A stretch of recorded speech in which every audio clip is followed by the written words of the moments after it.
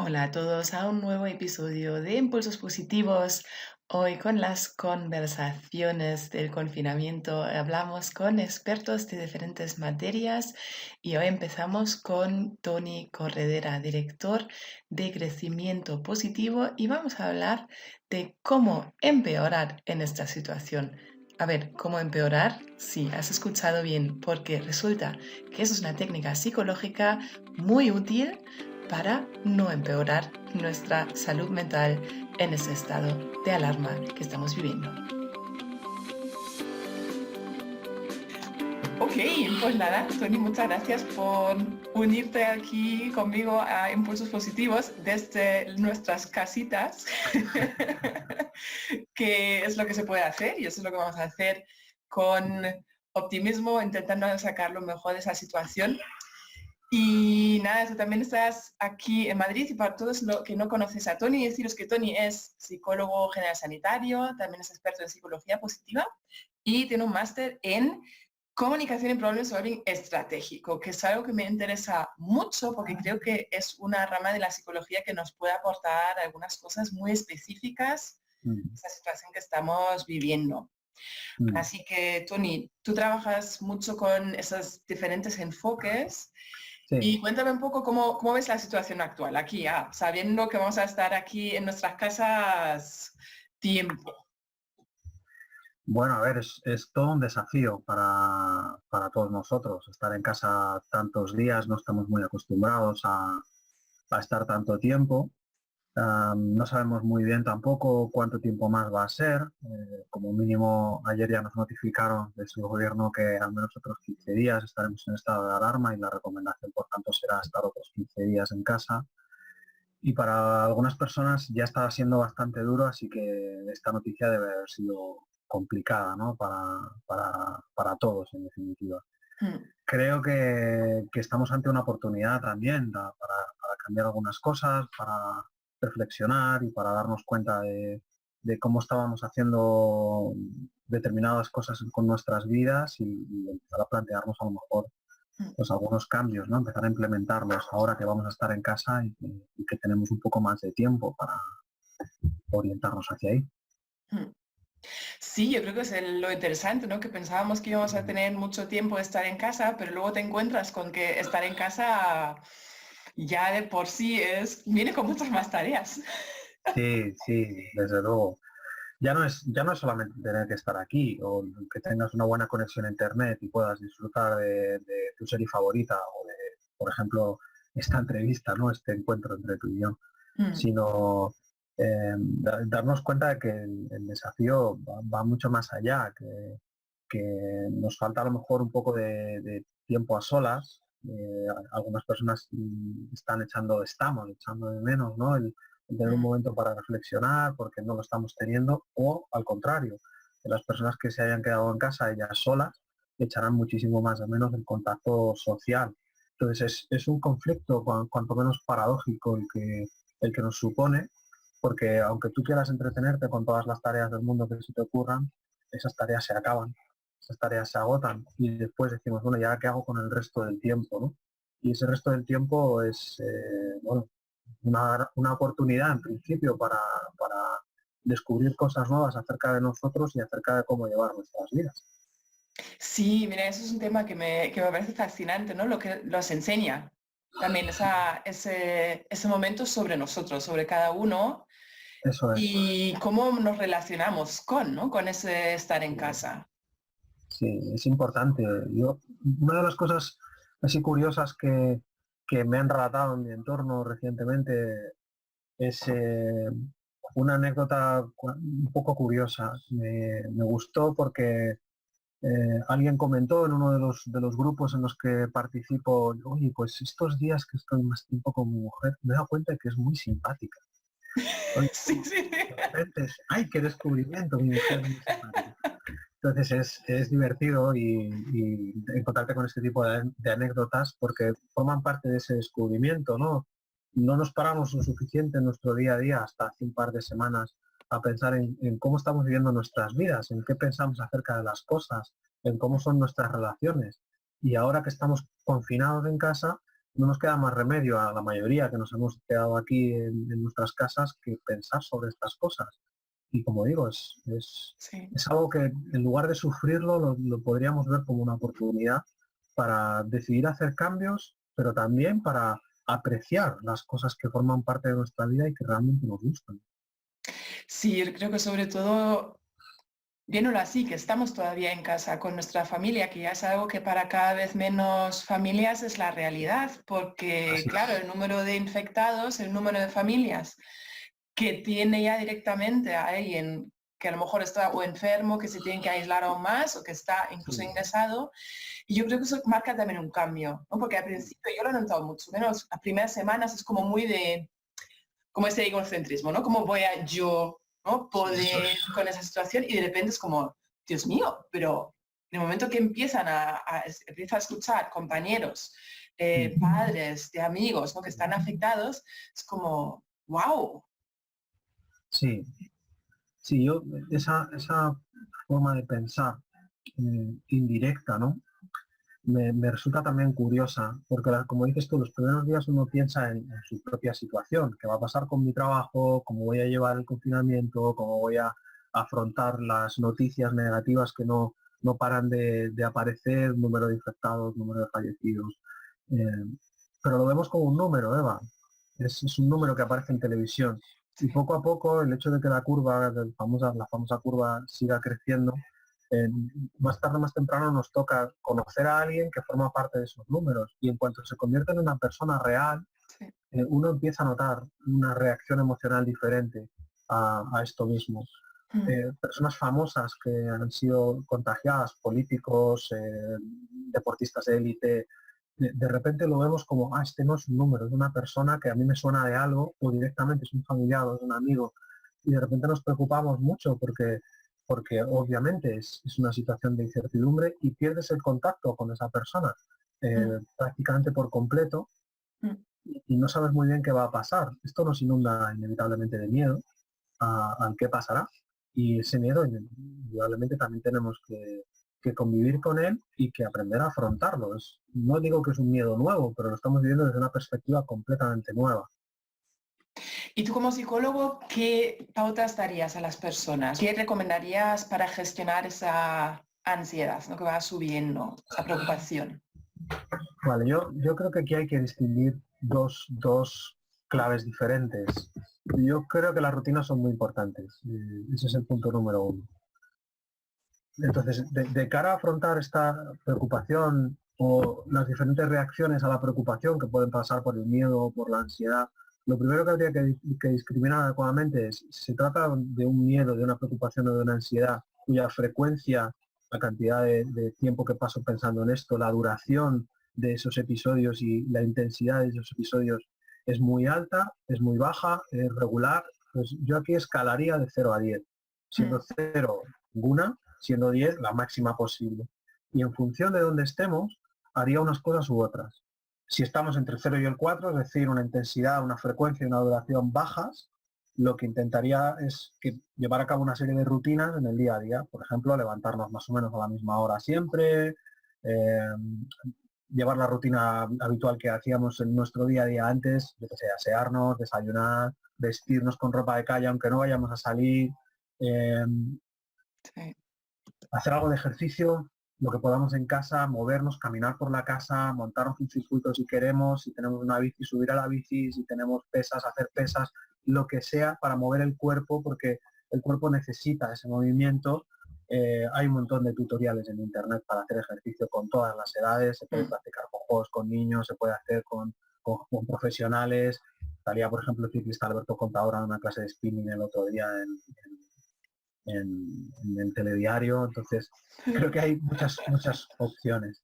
Y luego creo que hay que dedicar algo de tiempo también al juego, sí. a jugar, a divertirnos, a hacer actividades agradables, aunque sea en casa. Jugar a Mm, juegos de mesa, hacer videollamadas con amigos y familiares, plantear eh, seguir una serie, pero en lugar de ver todos los capítulos de un tirón, pues a lo mejor ver uno o dos cada día y que en el plazo de una semana podamos ver una serie completa. Eh, mm, no lo sé, hacer un álbum de fotos, no lo sé, una actividad que a nosotros nos genera algún tipo de emoción positiva que ayude a contrarrestar. Esto valdría para las personas que están teniendo Sí, una esto no. intensidad baja de Mm, estas experiencias. Sin mm, embargo, si ya tenemos una intensidad media o alta, a lo mejor tenemos que valorar otras cuestiones. Por mm, supuesto, creo que la ayuda profesional, los especialistas en psicología que estamos disponibles para ayudar a las personas a pasar por esto, para que analicemos con un poquito más de tiempo y con un poquito más de intensidad estas variables, cómo está produciéndose en el caso de las personas que quisieran consultar, porque valoran que lo están pasando peor o lo están pasando muy mal. Entonces creo que haciendo esa valoración habría técnicas específicas que podrían resultar útiles en función de cada caso, porque hay técnicas diferentes para afrontar el miedo, que tiene más un carácter cognitivo, que para afrontar la ansiedad, que tiene un carácter también fisiológico, ¿no? Entonces mm. creo que para cada uno de los casos, y en función de cómo lo esté experimentando la persona, podría haber, por ejemplo, técnicas como de carácter cognitivo, como la reestructuración cognitiva, ¿no? El cuestionamiento de hasta qué punto estos pensamientos que estoy teniendo son así o no, tengo pruebas o no, y restar credibilidad. Técnicas paradójicas, como puede ser la estrategia de cómo empeorar o la estrategia de posponer, que podrían ayudarnos también a verlo desde un foco completamente diferente. O también técnicas de reducción de la ansiedad, como pueden ser técnicas de relajación progresiva, técnicas de respiración. Las personas que practican yoga, que practican tai chi asiduamente pueden utilizarlas para tratar de afrontar esto, o incluso algunas rutinas de mindfulness para Mm. ayudar a dirigir la atención de un foco, el foco del problema, el foco del miedo, el foco de la preocupación, a otro foco diferente aquí y ahora, nuestra propia respiración, sonidos que haya en la calle o algo por el estilo, que Mm. ayuden también a enfocarnos y sobre todo a tener una perspectiva diferente de lo que está ocurriendo, discriminando entre lo que ocurre fuera y lo que ocurre dentro. Sí, yo creo que de hecho es un momento fantástico para empezar a meditar, porque la típica excusa es Mm. no tengo tiempo. Bueno, ahora, aunque tengamos que hacer mil cosas, pero no nos tenemos que desplazar. Yo creo que este tiempo que nuevamente invertimos en desplazarnos, ¿por qué no empezar Mm. ahora con la práctica de mindfulness? ¿No? Yo creo que eso es un Sí. tema muy amplio, ¿no? Empezar ahora, a pesar de que Mm. los beneficios a lo mejor más de tipo no sentirnos tan afectados por las malas noticias, por lo menos obtener los beneficios a corto plazo, ¿no? Como por ejemplo el poder prestar más atención a lo que queremos. Eso es. Pues yo lo enfocaría, como dice Seba, en ese punto. A lo mejor no vamos a dejar de estar tan preocupados o que no nos afecten determinadas noticias. Mm, La pauta más básica para este punto en concreto es intentar conectar con las noticias en un momento del día y solo en un momento del día, no continuamente. Que este mm, es uno de los errores en el que hemos caído absolutamente todos. Fruto de la preocupación, fruto del miedo, fruto del caos, fruto de la incertidumbre, queremos mm, controlar. ¿Y cuál es la mejor estrategia de control en ese momento que estás en tu casa? Estar informado. Pero claro, esa sobreinformación lo único que hace es catapultar el miedo a límites mucho más altos. sí. Creo que estar desinformados también es negativo, también tiene su consecuencia negativa.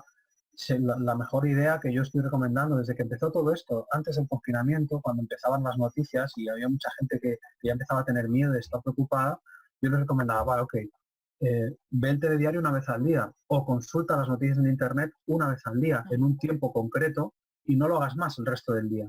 Porque la actualización permanente de cualquier tema, pues, vamos a ver cuántos accidentes de tráfico hay al cabo de un año, pues hagamos un seguimiento diario y al minuto.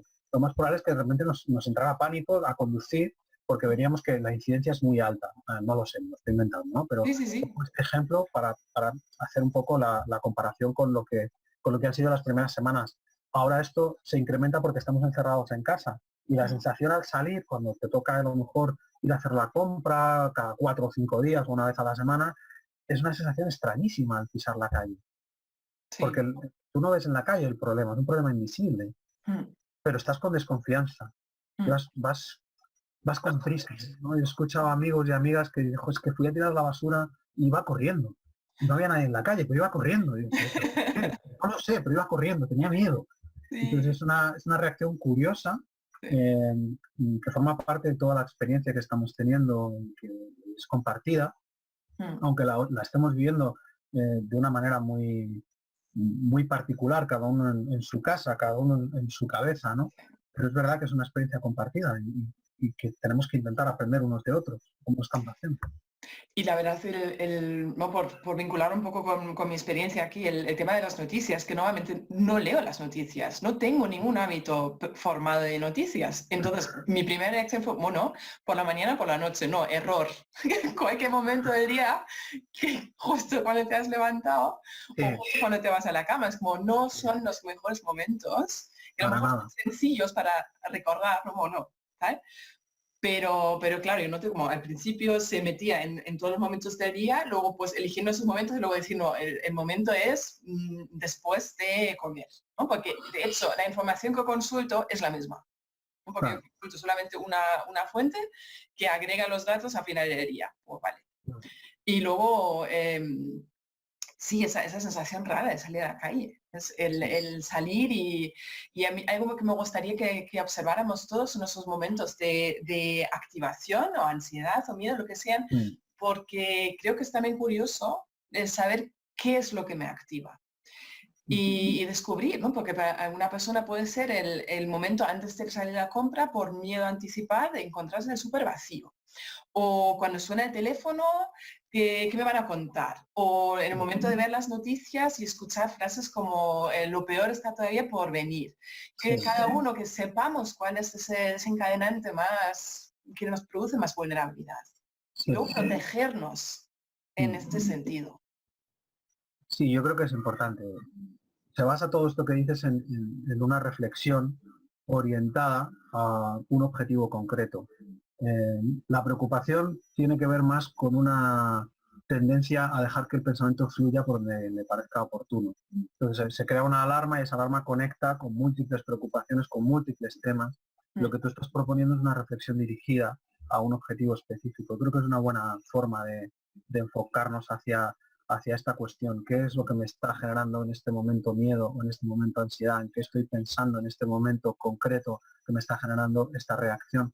Para que, siendo conscientes, seamos capaces de implementar alguna estrategia específica, bien de nuestros recursos personales, bien de consultas profesionales que podamos hacer a nuestros familiares, amigos Mm. o compañeros de profesión en nuestro caso, ¿no? Antes has mencionado el cómo empeorar, que es una técnica que siempre me ha gustado muchísimo. Házmelo tú. ¿Cómo empeorar? Tony, cuéntame tu versión del cómo empeorar para que nos escuches y Vale. pueda hacer una idea de cómo funciona esa magnífica técnica estratégica. Bueno, esta es una técnica, como decía antes, paradójica. Explico cómo sería el funcionamiento, ¿vale? Lo que yo le pediría a la persona para que lo haga y luego os cuento cuál sería mi versión hoy para empeorar el problema. Mm. La idea es la siguiente. Hay que pensar y hacer un listado de todas las formas en las cuales se te ocurra que puedes empeorar el problema que tienes en este momento si quisieras hacerlo a propósito. Todo lo que tendría que pensar o dejar de pensar, todo lo que tendría que hacer o dejar de hacer para empeorar mi problema. Nos basamos en el principio que reza así. Quien quiere aprender a enderezar algo, primero ha de aprender a retorcerlo aún más. Ok. Entonces, en mi caso, sería, por ejemplo, una de las formas de empeorar el problema sería abandonarme en mi cama, no salir de la cama hasta la 1 de la tarde, por ejemplo. Otra forma de empeorar el problema sería no atender a mi hijo.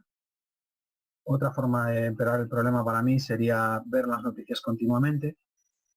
Otra forma de empeorar el problema sería desatender las llamadas que tengan que ver con el trabajo, que tengan que ver con mis pacientes, que tengan que ver con la ayuda que se pueda prestar, como por ejemplo esta entrevista que estamos haciendo. Otra forma de empeorar el problema sería pensar que esta situación va a ser indefinida. Otra forma de empeorar el problema sería dejar de pensar que esto también pasará. Mm. Otra forma de empeorar el problema sería eh, no hacer ningún tipo de ejercicio físico, que en mi caso personal es una manera esencial de asentar mi cabeza, mis emociones, de sentirme estable. Para mí hacer ejercicio es muy importante, para otras personas tal vez no tanto, y aún así lo recomiendo como una pauta. Así que la estrategia de cómo empeorar al final te daría un listado de todo lo que no hay que hacer. Y Y es lo tienes como una tuyo. referencia. Eso Es tuyo, eso es lo que me parece tan totalmente importante. No viene una persona y dice, Tony, tú, por favor, ¿no? Con el dedo levantado, como, eso es. haz esto, haz esto. No, ¿no? Cada uno se puede poner ahí en primera persona y saber, es que todos sabemos lo que nos viene bien y lo que nos viene mal. Pero a lo mejor no nos damos cuenta porque no nos hemos sentado Mm. a hacer ese Eso- deseo. esta técnica además sobre todo puede ayudar a las personas que tengan más dificultades para no tanto darse cuenta de lo que les viene bien, porque eso a lo mejor sí son conscientes, pero no son capaces de hacerlo. Entonces, creo que un buen punto de partida es empezar a dejar de hacer lo que te viene mal. Sí. Y sobre eso no nos paramos tanto a reflexionar. Es más fácil que pensemos, bueno, ¿qué puedo hacer para sentirme mejor? Ay, pero es que no me sale, o no me apetece, o no me siento motivado. Bueno, pues entonces cortemos por el otro lado. ¿Qué es lo que hay que dejar de hacer? Ah, no lo sé. Bueno, pues esta es una técnica para descubrir esto. ¿Qué es lo que hay que dejar de hacer? Sí. La lista del no hacer. Eso es. La not to do list, ¿no? Como que esta a mí me gusta mucho. Perfecto. Bueno, como estamos aquí en Impulsos Positivos, hablamos mucho de fortalezas. ¿Cuáles son unas Bien. fortalezas en las que te apoyas tú en estos momentos? Vale. Bueno, quizás una de las primeras es la fortaleza de la perspectiva.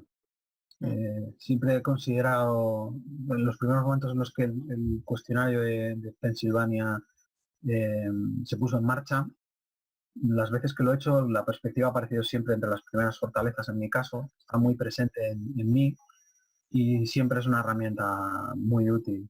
El ver las cosas desde diferentes puntos de vista, el valorar las cosas desde diferentes puntos de vista, tanto para analizar la situación como para apreciar los aspectos que sí forman parte positiva de mi vida en este momento, pues me está ayudando también a mantener la calma, me está ayudando a entender cuál es mi función aquí, lo que yo puedo hacer por ayudar a los otros en la medida en que humildemente pueda hacer.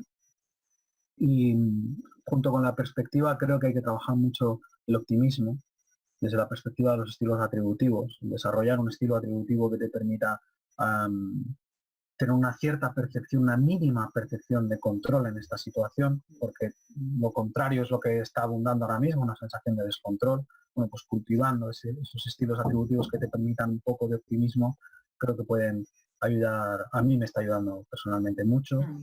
La gratitud también, el ser agradecido por todo lo que forma parte de mi vida, la gratitud porque en este momento, a día de hoy, nadie en mi familia está padeciendo el coronavirus y por tanto estamos más o menos todos a salvo. La gratitud por tener una familia no solamente sana, sino que estamos bastante unidos, no solo los que estamos en casa, sino con el resto y poder llamarnos con los amigos, con la familia, agradezco mucho esta entrevista que estamos haciendo ahora mismo, más allá de que pueda llegar a mucha gente, ojalá que sí, y que les ayude, que os ayude a los que estáis escuchando o viendo, pero sobre todo el estar en contacto contigo, Eva, también. Se me ocurren muchas, la verdad, porque estoy intentando no perder la perspectiva, ¿no? Pero Y sí, apoyarme en mis puntos fuertes. Sentido del humor, en cuanto puedo, sí, también. también. Este está costando un poquito más, pero sí, intento que esté presente y reírme de cuando en cuando, varias veces al día bueno, yo creo que eso va a ser esencial ahora mismo, la verdad. Sí. Pues mira, dicho esto, yo creo que también es interesante si pensamos en fortalezas, ya decir, ok, y si no estoy sola en casa, ¿cuáles son las fortalezas de las personas que están viviendo ahí? Porque yo tengo ahí, por ejemplo, el humor, aunque no me salga a mí, ya se le sale a mi marido y, y es simplemente abrirme a esto y cuando Sí, venga ya por, no sé, por quinta vez con la última tontería que le han mandado, que le hace mucha gracia, el no decir, pues déjame, ¿no? Sino que le aporte otra cosa. eso es. Sí, esa apertura es una forma de afrontar el miedo que ahora mismo, la preocupación que ahora mismo todos podamos tener. Y eso hay que combinarlo, ese tipo de acercamiento hay que combinarlo con nuestro deseo, como decíamos muy al principio de este encuentro, de tener un ratito a solas, el respetar esos espacios, quienes estamos conviviendo con otros, tener un ratito a solas y luego tener suficiente apertura para acercarnos al otro con esa mirada abierta que tú mencionas de aceptación y de apreciación de sus puntos fuertes, porque nos van a aportar seguramente muchas cosas, ¿no? Mm. Los que estamos conviviendo con niños pequeños, pues estar abiertos a su creatividad, por ejemplo, a su curiosidad, al juego, que lo he mencionado ya un par de veces, me parece importante, aunque cuesta, yo reconozco, a mí también me está costando, pero creo que son instantes, momentos, minutos, horas en esta situación que pueden generarnos bienestar, aunque parezca mentira, pero pueden generarnos bienestar en un momento en el que ahora lo estamos necesitando más que nunca.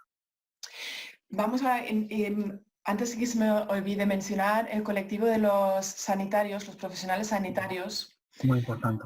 Si hablamos de fortalezas o de higiene mental o algo ¿qué les dirías a ellos para que se cuiden en estos momentos tan difíciles? Bueno, ellos están ahora mismo, los sanitarios que están trabajando una cantidad de horas al día terrible, están poniendo toda la carne en el asador. Creo que es justo que les reconozcamos este acto simbólico que hacemos a diario de aplaudir en nuestras terrazas, en nuestras ventanas. Es una forma de homenajearles, pero creo que es muy importante enviarles el mensaje de que se tienen que cuidar desde el punto de vista físico, por supuesto, en la medida de lo posible, que descansen siempre que puedan, pero también desde el punto de vista mental. Y aquí hay dos tipos grandes de sanitarios, que yo distinguía dos grupos grandes. Los sanitarios que están al pie del cañón todavía, y los sanitarios que han acabado enfermando y que se tienen que quedar en casa o tienen que estar aislados.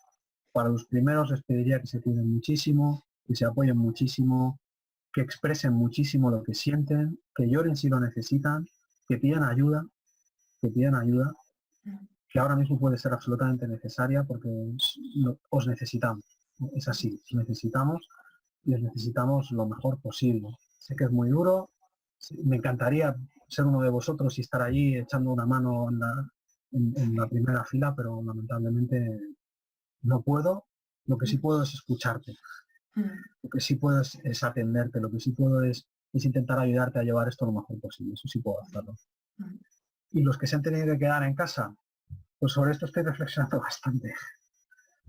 Porque yo creo que por las experiencias que estoy teniendo, los contactos con los sanitarios que yo tengo relación, médicos, enfermeros y demás, para ellos está siendo muy duro quedarse en casa. Lo están viviendo en muchos casos como un duelo. Estaban ayudando en primera fila y ahora no pueden, y muchos se sienten culpables.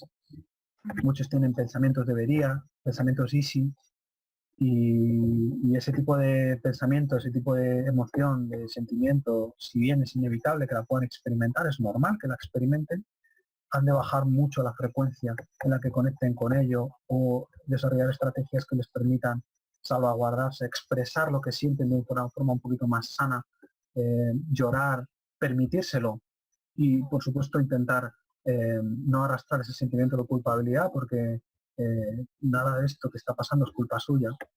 No, faltaría más. Y, por supuesto, cuanto antes se recuperen por su propio bienestar y por el bienestar de todos los demás, pues obviamente muchísimo mejor. En estos dos grandes grupos habría probablemente intervenciones un poquito diferentes que hacer, pero lo primero es reconocer que dependemos de ellos ahora mismo más que nunca y que les necesitamos. Así que cuanta más ayuda le podamos dar, este mensaje de quédate en casa es justamente para esto, para ayudarles a ellos y que nos puedan ayudar a pasar por esta situación y que termine lo antes posible. Sí. Pues gracias a todos los sanitarios. Eso, es que es tremendo lo que hacen y creo que esa sensación de impotencia de estar en casa que no lleve a comportamientos que luego podrían empeorar o no permitir ese descanso tan necesario para que se recupere, ¿no? Es decir, como no puedo estar ahí, por lo menos estoy pendiente. No, creo que ahí es donde tendríamos que decir claramente, no hace falta que estés pendiente, tú cuídate, recupérate, que eso es la mayor ayuda que puedes prestar, ¿no? En este momento. Se tienen que dejar cuidar, porque es muy, muy importante que ellos se recuperen, que puedan, en ese sentido, recuperarse del esfuerzo que han hecho y hacer gala de una parte de la resiliencia que tiene que ver con el contacto con los otros y con el cuidado de los otros. La resiliencia no tiene sentido desde un punto de vista individual. La resiliencia es colectiva, es comunitaria, es contextual. Y si no tenemos un contexto que la facilite, es mucho más difícil que eso brille el suficiente tiempo. Y ahora estamos a prueba. Nos estamos poniendo a prueba como colectivo, como sociedades, como humanidad. Y necesitamos ver los puntos en común. Esto que está pasando no está pasando solamente en Madrid, no solamente en España, no solamente en Europa, esto está pasando en todo el mundo. Todos tenemos miedos muy parecidos, todos estamos preocupados de forma parecida y todos los sanitarios están en un riesgo de colapso y necesitamos ayudarles. Ellos tienen que dejarse cuidar cuando es necesario, necesitan descansar cuando pueden y, por supuesto, nosotros tenemos que ayudarles quedándonos en casa el mayor tiempo posible o todo lo que sea necesario. ¿Qué dirías, qué te gustaría que se llevaran las personas que nos han escuchado de esta media horita que hemos estado conversando? Uf, qué pregunta tan difícil. Bueno, me gustaría, lo primero de todo, que haya un hilo de esperanza. Es importante dar un mensaje de esperanza. Todo esto va a pasar. Yo estoy plenamente convencido. Tenemos un sistema sanitario que, aunque sea ahora mismo se esté poniendo a prueba, es un buen sistema sanitario. Creo que estamos aprendiendo una lección global como humanidad. Y estamos siendo testigos de cosas terribles y al mismo tiempo estamos siendo testigos de muchísimos actos de generosidad, de entrega y de valentía. Y creo que todo eso tenemos que ver también, tenemos que aprender a verlo también. En todo esto, la esperanza tiene un aspecto importante. Si nosotros no la cultivamos y esperamos a que sea el afuera el que venga a cultivar nuestra esperanza, se nos va a hacer muy largo. Así que nosotros tenemos que contribuir desde nosotros y hacia afuera en cultivar esperanza en nosotros y hacia los que conviven con nosotros para que esto sea lo más llevadero posible, que dure lo menos posible y sobre todo que, dadas las circunstancias, aprendamos todo lo posible de esta situación para que no se repita más. Sí, yo creo que puede ser un aprendizaje para todos y para la vida, porque el nivel de agradecimiento que tendremos cuando volvamos a salir a la calle, cuando volvamos a ver a nuestros seres queridos, cuando volvamos al trabajo, va a ser otro nivel. Yo creo que sí. Ojalá que podamos recuperar el contacto físico tan latino bueno, esto es casi una broma, porque yo creo que a nivel mundial vamos a tener muchas ganas de darnos abrazos, mucho más que antes, porque seguramente es una de las cosas que más estamos pudiendo notar, es echar de menos a nuestros contactos físicamente, el poder darles un buen abrazo, el poder pasar el brazo por encima del hombro, el poder darnos un par de besos con nuestros seres queridos. En cuanto lo podamos recuperar, creo que lo practicaremos incluso más que antes, seguramente. Que sea esto un mensaje. Muchas gracias, Tony, por tu perspectiva, por ese mensaje hacia la gratitud. Y si a todos que nos estáis escuchando, si queréis saber más sobre Tony, podéis encontrarlo por debajo del vídeo, en la descripción de esto. Y nada, aquí estaremos mandando impulsos positivos en estos tiempos especiales. Y bueno, nos vemos y escuchamos pronto. Muy bien.